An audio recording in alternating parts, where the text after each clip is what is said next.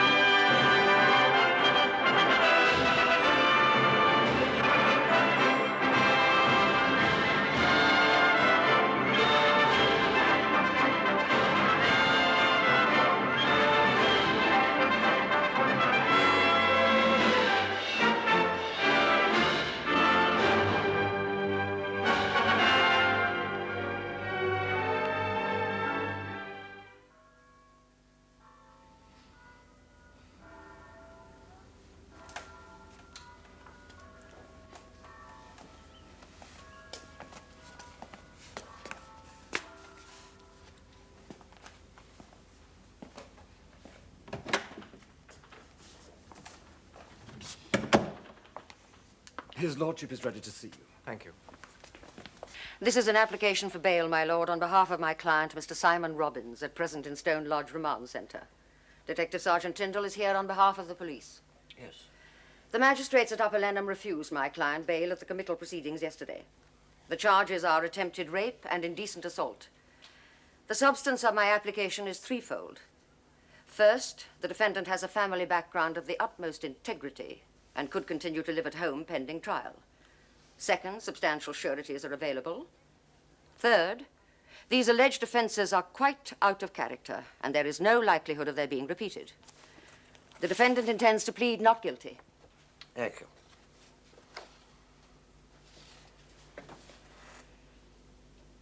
What is your attitude to this, Sergeant Tyndall?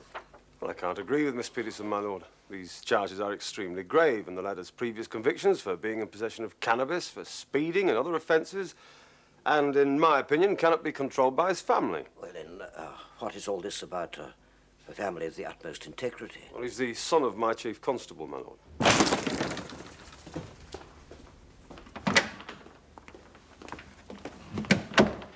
How far have they got? I don't know, sir. We'll go in and find out. I can't do that. Well, damn it all, it's my application. Only counsel and the prosecuting officer, sir. I'm sorry. If you'd care to take a seat. You didn't mention previous convictions, Miss Peterson. No, my lord, but they are referred to in the affidavit and are completely different in character. Not so different, in my opinion. Possession of a small amount of cannabis does not remotely resemble attempted rape. A tendency to vicious crime, my lord. And if convicted, there's a real chance he'll be sent to prison. No one... Miss Peterson, Sergeant, let us not bicker, please. When is the case likely to come up for trial? I should hope in about 3 weeks. Miss Peterson's quite wrong, my lord. With one judge and the backlog of work, my guess will be more like 2 months. I am prepared to grant bail in the defendant's own recognizance of £100, together with 2 further sureties of £500 each, subject to the defendant's living at home and not attempting to communicate with any prosecution witnesses. With the greatest respect, my lord. Yes. Well, should he not also report daily to the police station? He is most unreliable. I think we must trust his father, your superior, to some extent, don't you think? I'll get my clerk to make out the order immediately. Good afternoon. Thank you, my lord. Good afternoon.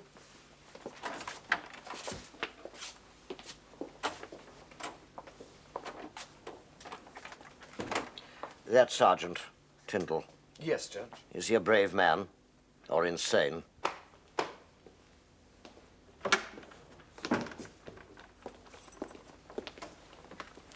Well?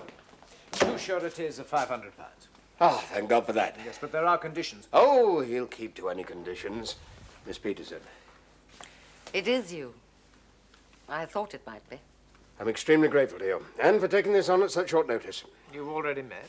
Many years ago, under less than happy circumstances. You've telephoned the remand centre? Yes, I'll have Simon all ready to leave the moment we arrive with authorization. Oh, that shouldn't take a moment. Where did Tyndall go? The other way. Yes. Afraid to look me in the face. It does seem to be an extraordinary position. He's an extraordinary man. I don't mean that as a compliment. Longman will give you the background to it all. When you've absorbed it, you and I can have a discussion. If a meeting should I'll be... get my office to arrange it. I was about to say, if a meeting should be necessary, my clerk will contact you. I knew I'd chosen well. There we are. Can I give you a lift to the station? I take it you're returning to London tonight? I am, but I have transport arranged, thank you. Very well. Thanks again. Come on, Longman.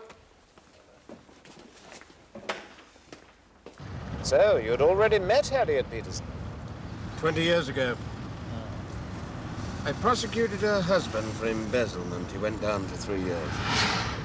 There's been a divorce, of course, but I followed her career ever since.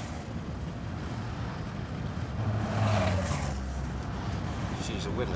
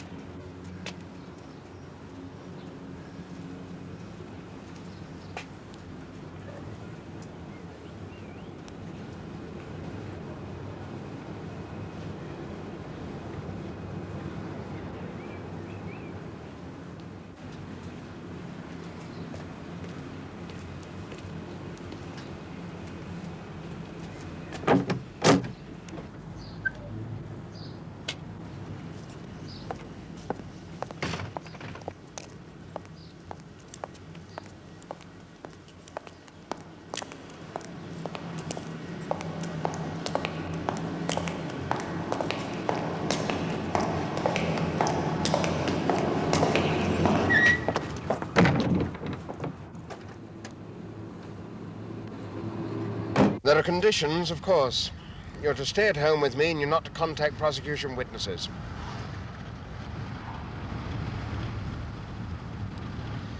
You might at least show a little gratitude. Thank you. I don't understand you. You do realize that if this business goes through, I might have to resign. It's me who's charged, not you. But you're the chief constable's son. Yes, I know. Sailing. Quick, quick. No, look. Yes.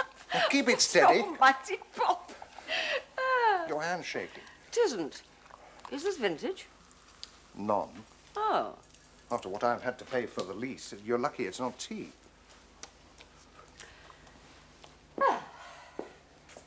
Of course, it all needs doing up. What do you think? Well, I suppose it has potential.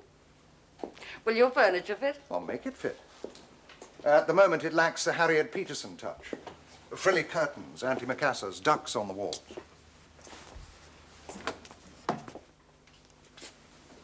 Kitchen. Ed?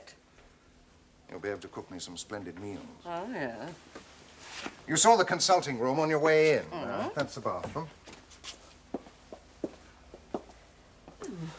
Rather gloomy.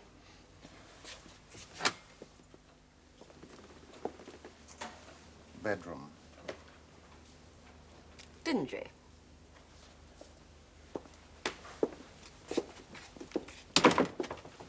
You do like it. Yes, I do, very much. You sure you won't miss me? Stealing your coat hangers, splashing in your bath, getting in your way? I should come over here and get in yours. Bath? Way. I don't mind telling you, Harriet, I feel a bit weak at the knees starting off all over again. Ian, you had to get out. This is what you needed. Independence. You're a good doctor. You know your subject. It won't take you long. You better be right. Do you know the cost of running a rabbit hutch like this? I should do, having one of my own. Here's to your new career. Seems to be starting. I have a couple of claims to investigate already. Oh, there you are, then. If the insurance business is as lucrative as the legal profession, we could retire early. I think I'd like to retire now. Problems? Oh, sort of. I have just been instructed on behalf of the man who prosecuted my husband in 1954. Good God. Why you? He's a widower with a son of 19 who's in trouble and won't talk to him about it. I think I've been retained partly as a mother figure. That's cunning. The boy has a suspended sentence for possessing pot. Now he's up for attempted rape. He says he didn't do it, but he won't tell anybody where he was at the time. Not his father, not the police, not anyone. What's he like?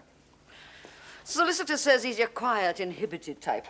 Overbearing father? Oh, right. He's guilty. But where were you? Well, it is crucial that we know. You do realize that. Yes. Well, then. I'm sorry. Look, the girl, what's her name? Carol Crossland. Now, she had a quarrel with her boyfriend in the Crown, and she started to walk home across the heath. Now, at about 10:25, a man assaulted her. Yes. Well, where were you at that time? Simon, were you anywhere near the heath that night? No. Your car was seen there. It wasn't. It couldn't have been. You realize that unless you tell me where you were, we stand no chance at all of an acquittal. Yes. And we have to convince a jury. Will you at least tell me why you won't explain? Is it something you don't want your father to know? What? Anything you tell me will be in absolute confidence, I promise you, and that goes for Mr. Longman, too. Yes, absolutely. You'd never seen the girl before? Not till the identity parade. It was Sergeant Tyndall who booked you for the cannabis offense in 1972, wasn't it? That's right. Does he have it in for you? Oh, well, what do you think? I'm asking you. Yes, he does. Why? He says he saw my car near the edge of the heath that night. The next day, he went to your house and he found some of your clothes that were grass-stained and torn. He then took you in for the identity parade. And the girl fixed me. When he went to your house, did he have a search warrant? I don't know. He just walked in. My father was away. How did your clothes become grass-stained and torn? The description the girl gave is pretty detailed. She's described the man's build, the clothes he was wearing, and so on. It fits very closely. Have you a girlfriend, Simon? No one in particular. You don't get on with your father, do you? I suppose it's both our faults. That's a very mature viewpoint. Don't patronize me! Oh, I'm sorry. Excuse me. Simon. Simon! Well, let him go. Well, have you read the statements of our only witness? Mrs. Watson, yes. Yes. Why did she change her story? On March the 13th, she says she definitely saw Simon's car parked at the edge of South Oaks Wood, 15 miles away at the material time. On March the 18th, she makes another statement saying she could have been mistaken as to the date. I think in the meantime, the police interviewed her. We gave them notice of alibi on the 14th. Was it Sergeant Tyndall? I wouldn't swear to it. Well, we must find out. At the moment, Mrs. Watson's all we've got. And with James Elliot prosecuting, he'll make mincemeat of her. Why won't that boy talk? There's no suggestion, no rumor about his private life that might help us? No, not that I know of, but he's a very secret sort of person. Since his mother died, he's had to build his own life. He and his father fight all the time. There's a very, very good, very discreet inquiry agent I know. On one's own client? Well, we've got to know if we're going to help the boy. Well, perhaps you're right. Yes, I think I'll set it in motion. Yes? Put him through, Bill. Hello? Yes, Simon, what is it? Yes, of course. I shall be in conference, but you can wait for me. All right, I'll see you then. What an extraordinary boy. He says he's lost his money, and will I run him to the station? Oh, well, let's hope you can get something out of him. He'll probably sit there saying nothing at all. Well, if I'd been clever enough to get to Oxford or somewhere, well, things might have been a bit different. It's his establishment thing. He's really into establishment. He wants to get me in the police force or the law and make a man of me. The law? Exactly. Listen, you know the best definition of legal procedure I've ever heard? No. The ruthless extraction of admissions from confused witnesses by highly trained legal shock troops disguised as seekers after truth. Exactly, that's Sorry right. to be so long. Oh, that's all right. Your husband's got some really good ideas. He's not my husband. Oh. I think the expression is just good friends. Oh, I see. Well, if you're going to catch that train... You don't disapprove of relationships outside marriage, then? It depends. I think each case must be judged on its merits. Yes, it must.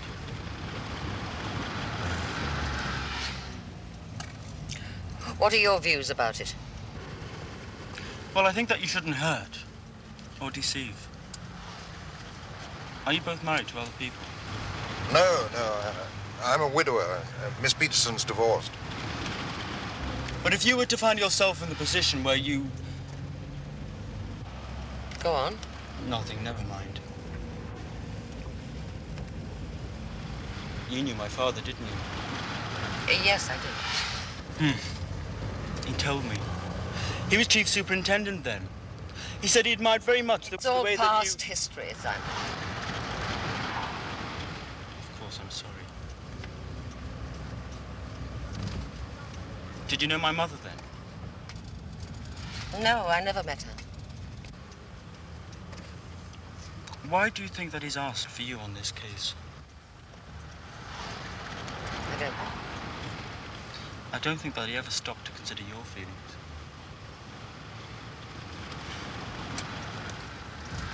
Oh, drop me here, please, Dr. Moody.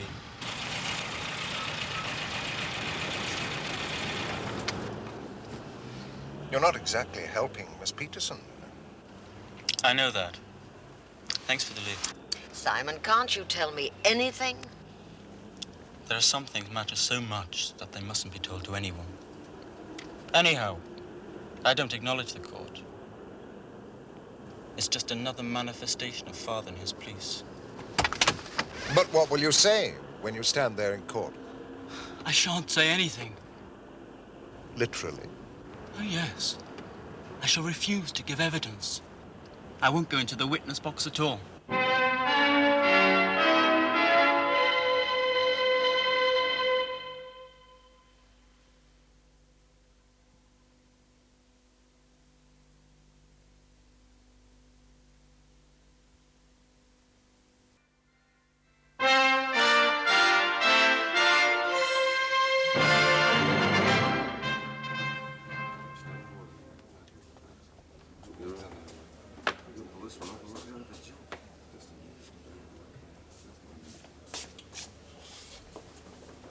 Are you doing a plea or is it a contested Miss matter? Peterson. Ah, Mr. Robbins.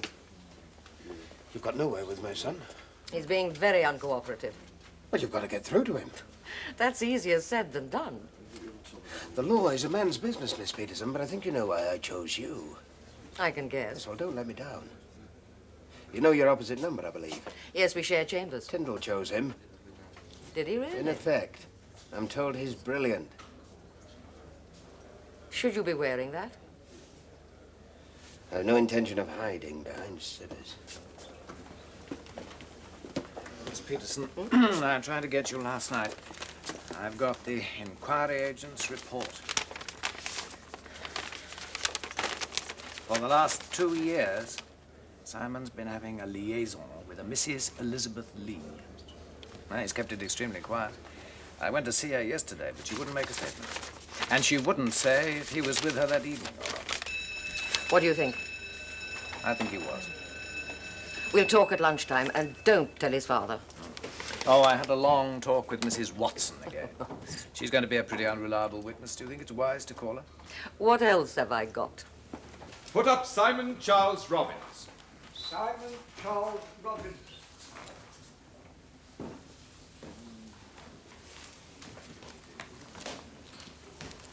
Simon Charles Robbins. Is that your name? There are 2 counts in the indictment against you. First, you are charged with attempted rape, contrary to common law. The particulars of the offence are that on the 1st day of March 1974 in the county of Warwick, you attempted to have sexual intercourse with Carol Crossland without her consent. How do you plead? Guilty or not guilty? Robbins, you must reply. Miss Peterson, can you explain this? I'm very sorry, my lord, but I can't. He's not deaf, is he? Robbins, can you hear me? Yes. Are you ill? No. Well, then you must answer to the indictment. Are you guilty or not guilty of the charge which the learned clerk has just read out to you? If you would allow me a moment with my client, my lord. I think perhaps you'd better.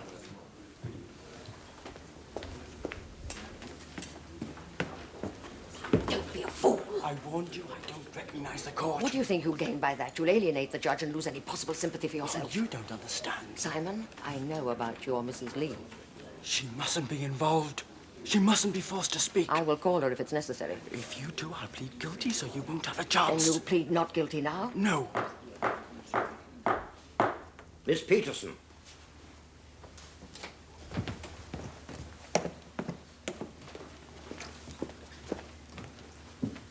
I'm very sorry, my lord, but it seems my client will not answer the indictment.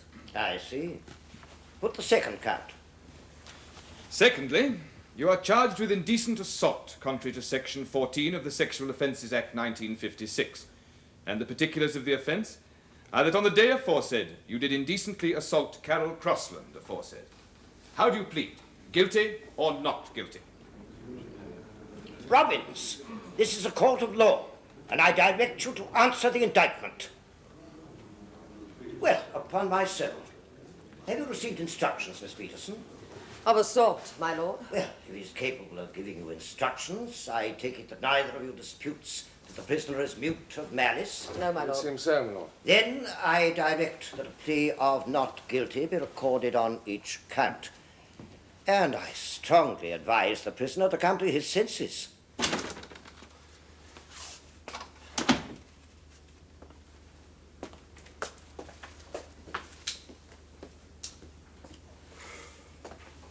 Excuse me. Yes, miss. Can you tell me where the trial of Simon Robbins is going to be? Ah, it's already started, isn't it?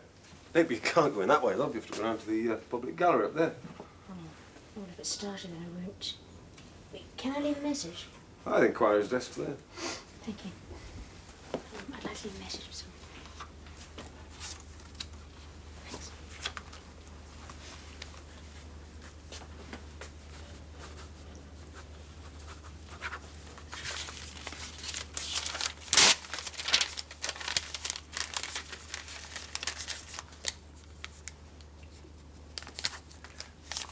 Thanks. For the defendant Robbins, isn't it?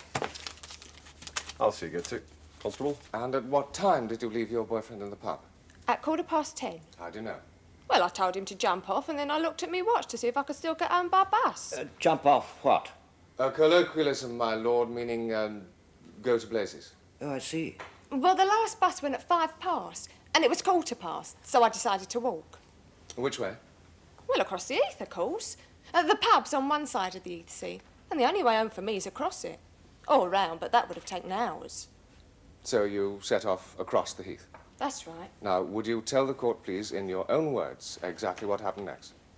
Well, I'd only been going about 10 minutes when I wished I hadn't. It was that dark and scary. And by the time I got near the pits, well, it was terribly quiet, and everything seemed miles away. I mean, roads and people and things.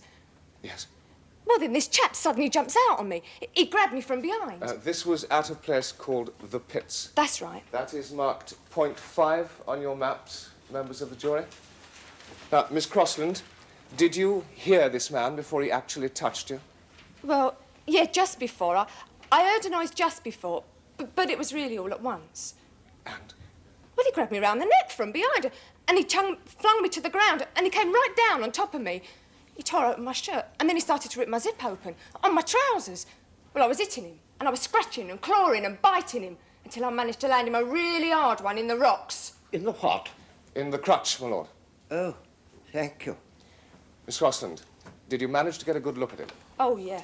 It was... Just a moment, please, before you tell us that. Will you tell us what happened next? Well, I was frightened, wasn't I? I just ran. I ran away from him until I got to the road. And then this police car saw me and stopped, and the policeman leaned out and said... No, you can't tell us that, Miss Crossland. Were you able to give the police a good description of your attacker? Oh, yeah. So you saw him quite clearly, then? Yes. Would you tell us, please, what part you took in the subsequent investigation? Well, the day after, Sergeant Tyndall brought some clothes round to show me. They were like the ones worn by my attacker the previous night. He then showed me some photos and asked if I... Yes. Members of the jury, there is nothing sinister or significant in the reference to photographs. It is simply that there are laws of evidence which must be obeyed. Forget about any photographs. Kindly keep your witness under control, Mr. Elliot. I beg your lordship's pardon. Miss Crossland, did you attend an identity parade later the same day? Yes, I did. Did you pick anyone out? Yes, the man who attacked me. And did you have any doubts about the identification? No. No, I didn't. And do you see that man in court now? Yeah, it's him. Thank you, Miss Crossland. Miss Crossland, how did you recognize the defendant at the identity parade? Well, I just recognised him, that's all. But what did you recognize about him? Look, he was the man who attacked me. You were absolutely sure? Well, of course I was. He had these scratches all over his face. Scratches? Yeah, where I clawed him. And I wish I clawed his bloody eyes out, too. But the others in the parade, they had scratches, too. Yeah, but not like his. In what way were his different? Well, they were deeper and longer. I got nails, look. The defendant was the only man in the parade so severely marked? Yes. Miss Crossland, you live in the same town as the defendant. Had you ever seen him before? No, not before he attacked me. Not before he attacked you? Does that mean you had seen him before the identity parade? I think so. Really, Miss Crossland? And how was that? Well, the sergeant took me out in his car. He told me to look at people in the street and ask like him or anything like that one. And during this, the defendant actually walked past? Well, I think it was him. I wasn't sure. Did you recognize him? Well, I said I thought so. A lot of people passed as we sat there. There's nothing about this in her statement, Miss Peterson. No, my lord. The whole situation is very interesting, don't you think? Please go on. My lord. Where was this, Miss Crossland? Where was what? Where you thought you saw the defendant. Apple Tree Avenue. Apple Tree Avenue? Really? Which end? Not the railway end, the other one. Where the defendant lives, in fact. Is it? Yes, it is. Well, I never knew that. Was there any particular reason why you didn't identify him then? He was looking away from me. I couldn't see him properly. And how much longer after that did you sit there in Sergeant Tyndall's car looking at people? We went back straight away. Miss Crossland, the night it happened, the night you were attacked. Yeah? What sort of night was it? What do you mean? Was there any moonlight? Yeah, a bit. You could see quite well? Yes. Earlier you said it was dark and scary. I may have. Dark, Miss Crossland. Darkish. My eyes got used to it. And you saw your attacker clearly? Yes. Clearly, or just a general outline? Look, I saw him enough to recognise him when I saw him again. What was he wearing?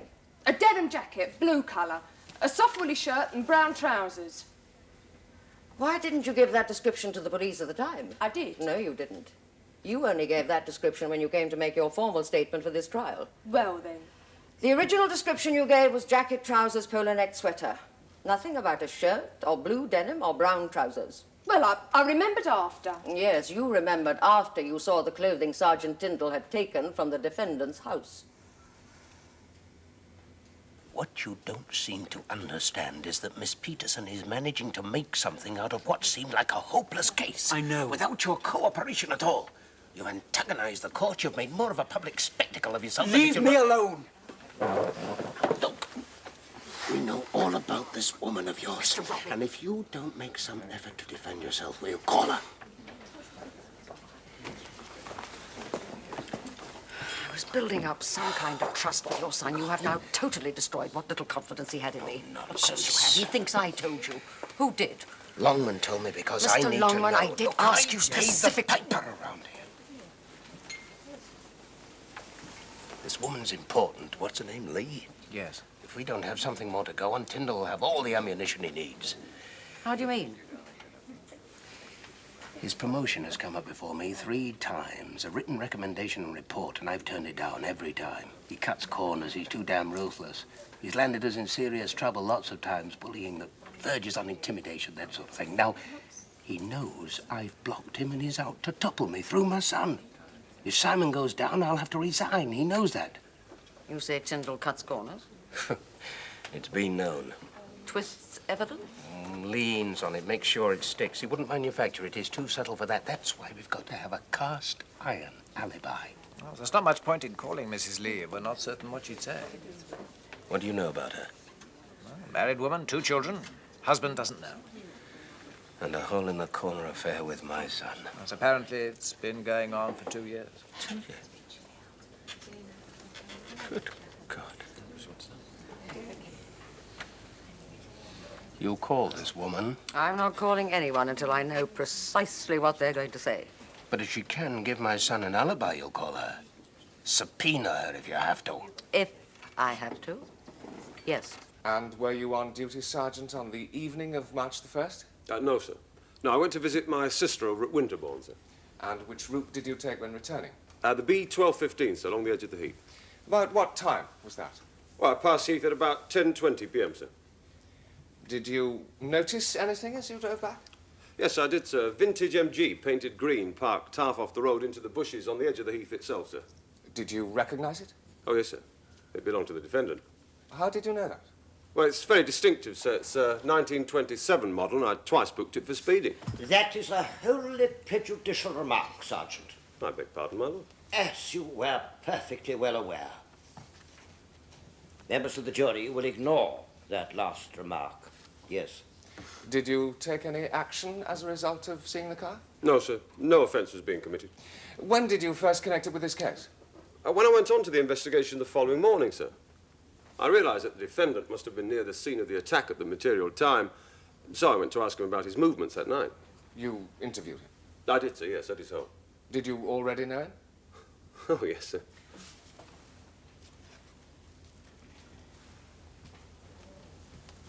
And when you interviewed him, what did he have to say? Well, in reply to my question, where were you at 10:25 last night, he said, I have nothing to say.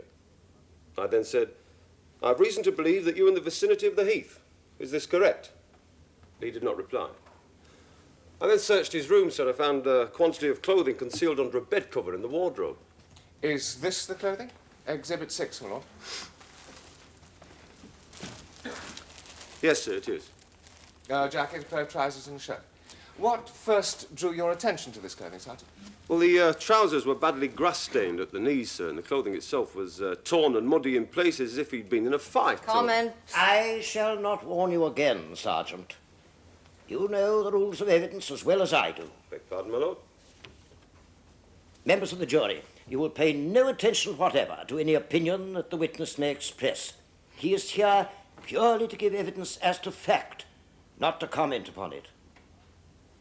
Did you ask the defendant about the clothing? Yes, sir. Yeah, I asked him to identify them as his own, sir, but he refused to reply. Did you ask him to explain the state of the clothing? Yes, I did, sir. But again, he said nothing. I then cautioned him, sir, and requested him to accompany me to the police station. You took the clothes with you? I did, sir, yes. I showed them to Miss Crossland, who identified them as the clothes worn by her attacker. And was there subsequently an identity parade? Yes, sir. At which Miss Crossland identified the defendant. Did she express any doubts about her identification? None whatsoever, sir. Lastly, Sergeant, I imagine you are well aware that the defendant is closely related to a person of some eminence in this community? I am, sir, yes. Did this in any way inhibit your inquiries? I treated it exactly like any other case, sir. Thank you, Sergeant. Thank you. Like any other case. But it's not, is it, Sergeant? Beg pardon, ma'am? The son of your chief constable? I acted without prejudice. And that's why you wrapped it up at such tremendous speed. I did not. When were you put on this case? The day after the assault took place. What time? Oh, yeah. 9:15 a.m. What time did you visit the defendant? 10:40 a.m. What time did you hold the identity parade? 2:15 p.m. And at what time did you make the charge? 2:42 p.m. The same day. Yes, ma'am. Under 6 hours, Sergeant. You'd taken the statements, held the identity parade, made the arrest, and sewn the whole thing up in under 6 hours. That is very remarkable, is it not? Well, some cases are simple, ma'am. Others not so simple. What other cases were you working on at the time? Mixed bag, routine. No, one case in particular. Not that I remember. I think you do, Sergeant. On March the 1st, you were on the Longhurst child murder case, were you not? Oh, yes. A very serious case indeed, where the murderer had not been caught and it was feared he might strike again. And you actually put that case aside to pursue this. Well, the Longhurst case had reached the stage where my fellow officers had a vast amount of routine information to sift through. I could afford to take time off. You asked for this case?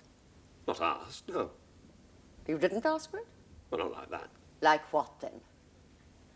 Well, I may have said, when I heard about it, I may have said I saw the car on the heath. So you took over the investigation, galloped through it, made the arrest, and had the case completed before the defendant's father, your chief constable, returned at 6 p.m. to a fait accompli. That's ridiculous. But you knew he was away. No. No, Sergeant? Well, I might have. I don't remember. You don't get on with your chief constable, do you? We agree to differ. You clashed with him? It has happened. But he's my superior. Whom you respect? Of course. Of course. When you visited his house, did you have a search warrant? No, I didn't need one. To search the defendant's room? I asked him if I could. You asked him? It was a request. He could have said no. Oh, yes. Is it true to say, Sergeant, you would not have got a warrant had you applied for one? I don't agree. Your grounds for applying for a warrant were far too flimsy. No. Now, you say that on the night in question you saw the defendant's car parked off the road among the bushes at the edge of the heath. I did. Were you driving alone? I was. Therefore, you were the only witness? Yes. How fast were you traveling? 30 miles an hour. At that point, the bushes are approximately 20 yards from the edge of the road. Did this car you say you saw have its lights on? No. Then how did you recognize it? It's very distinctive. On a dark night, 20 yards from the road, half hidden among the bushes? It's a vintage car, a 1927 model. I saw it very clearly. A vintage car must have distinctive tire marks. You investigated the following day. There were no tire marks. What, none? Nope. You went to look, especially. I did. How do you account for the absence of tire marks? Well, there'd been no rain for several days. The ground was very hard. How convenient. Now, let us turn to this business of taking Miss Crossland in your car to where she would almost certainly see the defendant before the identity parade. You're doing brilliantly. It's a tonic to me seeing Tyndall squirm like that. We've a long way to go yet. Oh, I know. You, don't hold it against me sending your husband down. Why should I? He was guilty. Did you ever see him? No. But you had a son. I seem to remember a little boy. The little boy is now 28. And you never remarried? Same with me. It's a great mistake. I took him for granted, you see. Too busy with my career. You should never take your family for granted. You wake up one day and find the house full of strangers. Do you get on with your son? When I see him, yes. He lives in Hong Kong. It didn't happen to you then? But do you think I'm insensitive? Yes. Good evening. May I join you for a second? Hello. Oh, I'd better be going. Oh, if you'll please excuse don't me. let me interrupt anything. No, it's all right. Good night.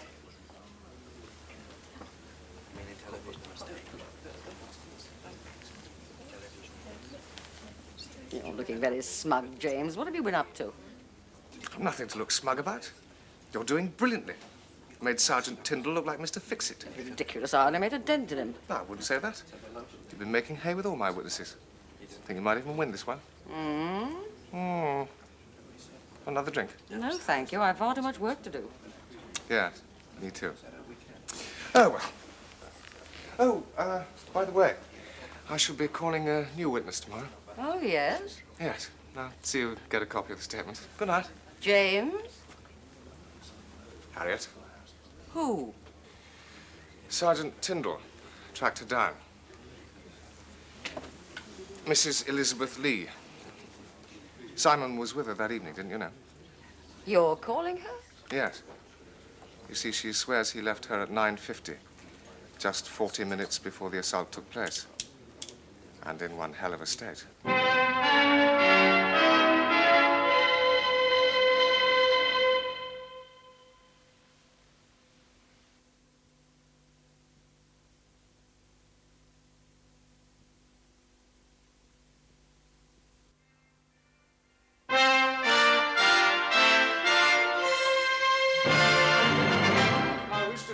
an additional witness whose statement does not appear in the bundle before your lordship. My learned friend already has a copy of this witness's statement. I now hand up a copy to the bench. Thank you. Miss Peterson. I have no objection, my lord. Very well. I call Mrs. Elizabeth Lee. No! The prisoner will be silent. But he can't. Unless you are silent, I shall have you taken below. Miss Peterson, can't you control your client at all? Perhaps if I might have a word with him, my lord. Oh, very well.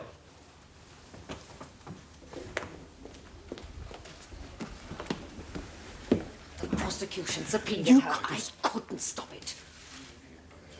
No more interruptions.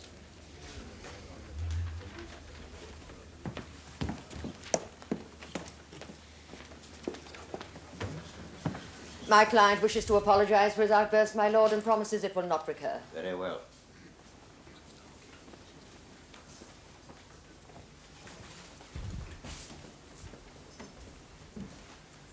What is your religion? In your right hand, read the words on the card. I swear by Almighty God that the evidence I shall give you be the truth, the whole truth, and nothing but the truth. Yes, Mr. Elliot. Lord? You are Mrs. Elizabeth Lee of 43 The Crescent Marketplace? I am. You know the accused? Yes, How well do you know him? very well. Mrs. Lee, you must speak up. I know him very well. And was he with you on the evening of March the 1st? Yes. For how long? He arrived about 7, And at what time did he leave? 10 to 10. He left your house at 10 minutes to 10. Yes. Will you tell the court about that meeting? Was your husband present? No, just my 2 little girls and me. You are estranged from your husband. No, but he isn't there very much. His job takes him away. And what took place between the defendant and yourself on that night? We had a row. Yes? I told him... I told him that we had to stop seeing each other. Why? Well, I'm a lot older than he is. You had been seeing each other, as you put it, for some time? Over 2 years. Were you lovers? We were Yes? very fond of each other. Were you lovers? No. Elizabeth! Sorry, Simon. You were not lovers? No. You are upon oath, remember? Yes, I know. Very well. Mrs. Lee, you say you were not lovers. How then would you describe your relationship? I don't understand. I think you do, Mrs. Lee. Would you say you were more like mother and son? Well, I suppose... Well, with me being older, Simon probably did come to think of me as a kind of mother, yes. In which way exactly? Well, he brought his problems to me. We discussed things. Came to lie? To a certain extent. So yes. that when you told him he had to go away, what effect did this have on him? Mrs. Lee? It came as a great shock to him. He was hurt and upset. Simon Robbins had been seeing you for 2 years. What made you reach this decision to end the relationship? Well, I just felt that it was time, that it was right. I suspect there was a more specific reason. I'll ask you again, Mrs. Lee. Why did you send him away? He was becoming an embarrassment. You mean 2 years of platonic adoration was enough? Yes. Or possibly there was a less platonic contender for your affections? That's not true. I will not have these outbursts in my court. You have agreed, have you not, Mrs. Lee, that your decision caused distress to Simon Robbins? What exactly was his condition when he left your house at 10 minutes to 10 that night? He slammed out of the house. He was weeping and hysterical, and I was frightened. He looked capable of violence? Yes. Thank you, Mrs. Lee. Oh, no, wait, I meant to me. Mrs. Lee, how can you be so precise about the time the defendant left your house? I watched the 10 o'clock news. I suggest he left you much later, not before 11. No. Now, you say that...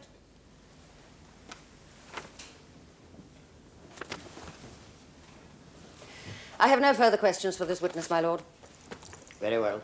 You may stand down, Mrs. Lee.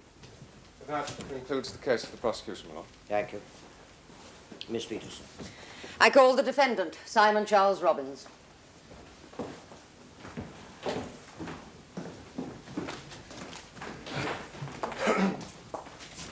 What is your religion? Church of England. Take the book in your right hand. Read the words on the card. I swear by Almighty God that the evidence I shall give shall be the truth, the whole truth and nothing but the truth. You are Simon Charles Robbins of the Mount Apple Tree Avenue? Yes, How old are you? 19. What is your occupation? I've just left school. You are in the process of choosing your career. Yes. Where were you on the evening of March the 1st last? I was with Mrs. Lee. At her house? Yes. From what time? 7. Until? 11. Mrs. Lee says you left her at 10 minutes to 10. Well, she's wrong. How can you be so sure of the time? I looked at my watch. Why did you leave when you did?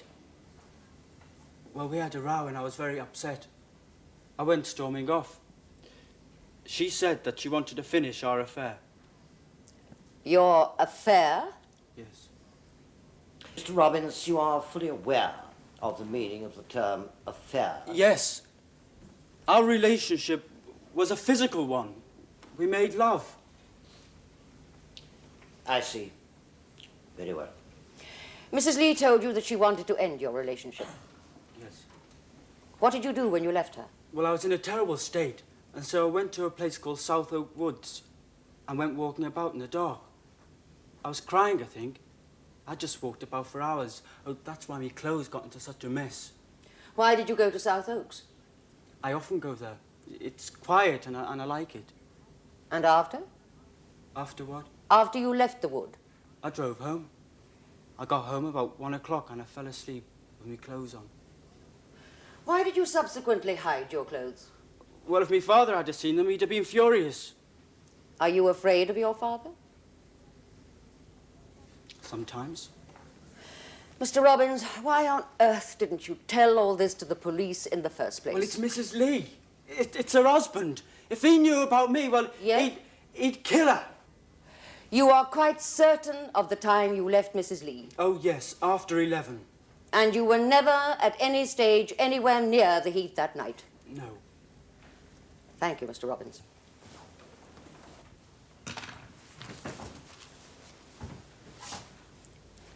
It's a very touching story, Mr. Robbins.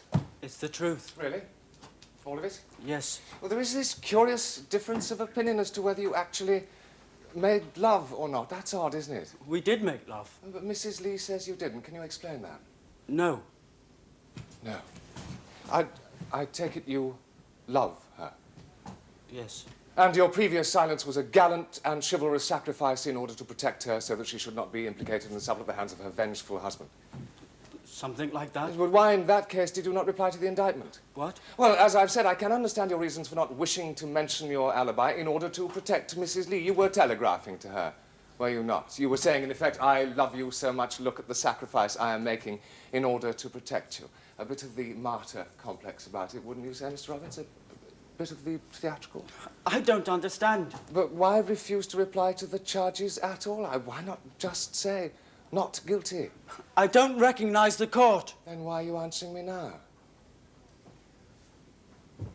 What has made you change your mind, Mr. Robbins? Is it because Mrs. Lee has destroyed your alibi?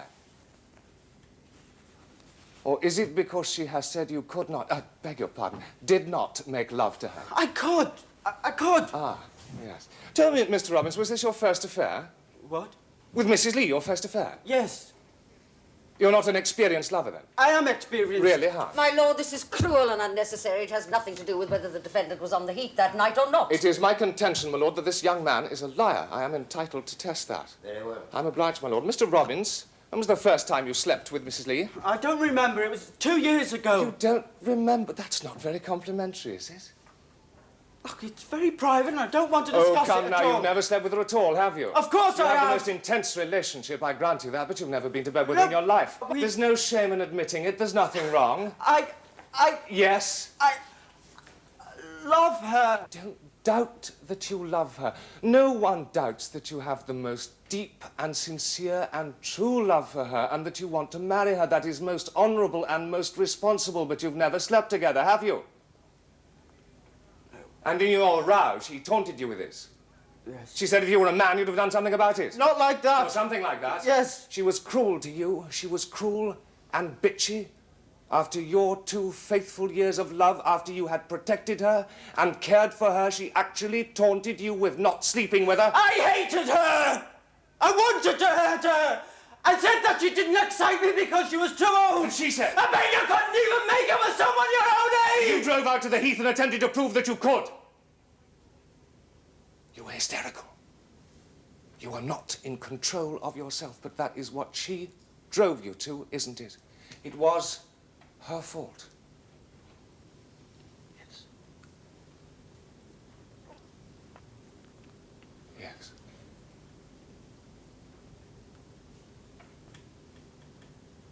Now, let us come to the details.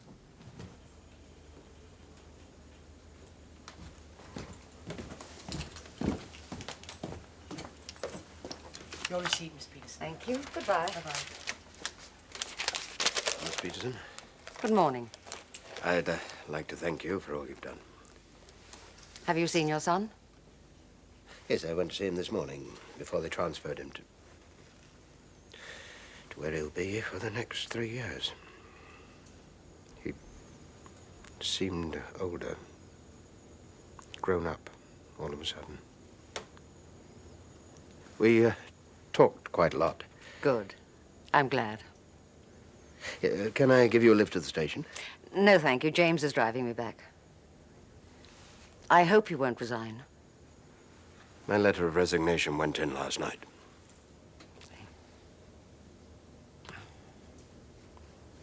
I'm sorry. Goodbye. Goodbye.